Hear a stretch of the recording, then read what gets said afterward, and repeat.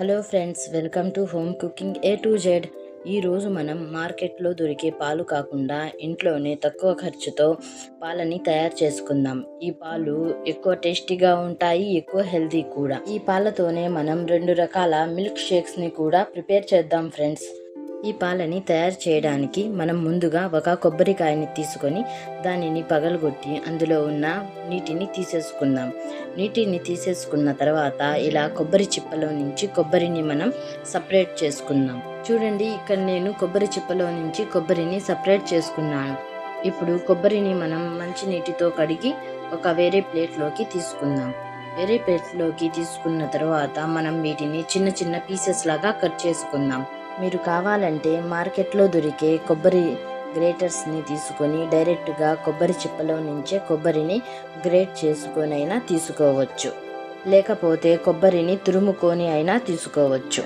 చూడండి, మనం కొబ్బరిని చిన్న చిన్న పీసెస్ లాగా కట్ చేసుకున్నాం.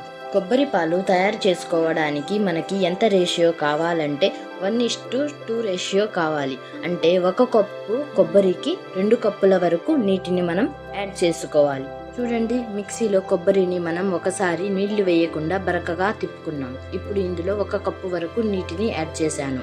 నీటిని యాడ్ చేసిన తర్వాత మనం మిక్సీని 2 నుంచి 3 నిమిషాల వరకు కంటిన్యూస్గా తిప్పుకోవాలి. తిప్పుకున్న తర్వాత మనం ఒక పెద్ద బౌల్ని తీసుకొని దాని మీద జల్లెడ పెట్టి దాని మీద ఒక మస్లిన్ క్లాత్ అయినా లేకపోతే కాటన్ క్లాత్ అయినా తీసుకొని అందులో వేసి ఇలాగా చేతుల సహాయంతో దీనిని బాగా పిండుకోవాలి. ఇలా పిండుకున్న తర్వాత మీరు టోటల్గా 4 కప్పుల వరకు నీళ్ళని యాడ్ చేశారో లేదో చూసుకోండి.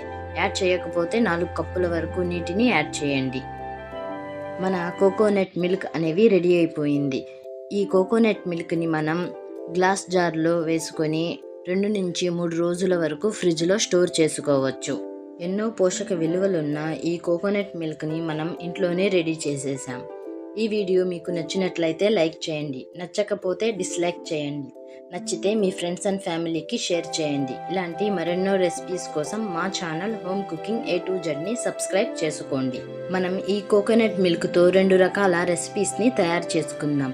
దీనికోసం మనం ముందుగా ఒక మిక్సీ జార్ని తీసుకొని అందులో 2 పండిన బనానాస్ని వేసుకొని ఇందులోనే మనం 4 నుంచి 5 పిస్తాని, కాజుని, బాదాంని కూడా వేసుకొని 4 డేట్స్ని సీడ్స్ తీసేసి వేసుకుందాం. చూడండి, మన కోకోనట్ మిల్క్ ఫ్రిడ్జ్లో స్టోర్ చేసిన తర్వాత ఇలాగా సపరేట్గా అయిపోతుంది.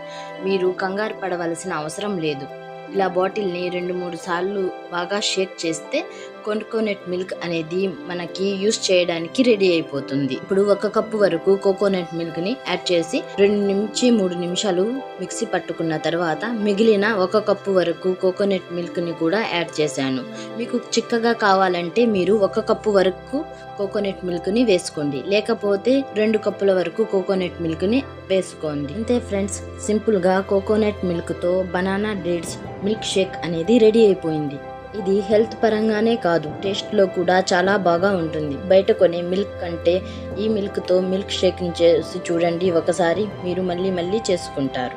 ఇప్పుడు నెక్స్ట్ రెసిపీ కోసం మనం మిక్సీ జార్లో 1 కప్పు వరకు గ్రేప్స్ని వేసుకుందాం. 4 నుంచి 5 డేట్స్ని వేసుకొని షుగర్ కావాలంటే వేసుకోండి, లేకపోతే హనీనైనా వేసుకోండి. నేను ఇక్కడ బ్రౌన్ షుగర్ని యూస్ చేశాను. అన్నీ వేసిన తర్వాత మనం మిక్సీని 2 నుంచి 3 నిమిషాలు బ్లెండ్ చేసుకున్న తర్వాత ఇందులో 1 కప్పు వరకు కోకోనట్ మిల్క్ని యాడ్ చేశాను. మీకు మిల్క్ షేక్ అనేది చిక్కగా కావాలి అనిపిస్తే మీరు 1 కప్పు మాత్రమే కోకోనట్ మిల్క్ని వేసుకోండి. నేను ఇక్కడ 2 కప్పుల వరకు కోకోనట్ మిల్క్ని యాడ్ చేశాను. తర్వాత 10 సెకండ్ల వరకు మిక్సీని పట్టుకొని సర్వింగ్ గ్లాసెస్లో సర్వ్ చేసుకుందాం. మీకు చల్లగా కావాలి అనుకుంటే ఇందులో కొన్ని ఐస్ క్యూబ్స్ని యాడ్ చేసుకోండి. ఇంతే ఫ్రెండ్స్, మన 2 రకాల మిల్క్ షేక్స్ అనేవి రెడీ అయిపోయాయి. Thank you for watching.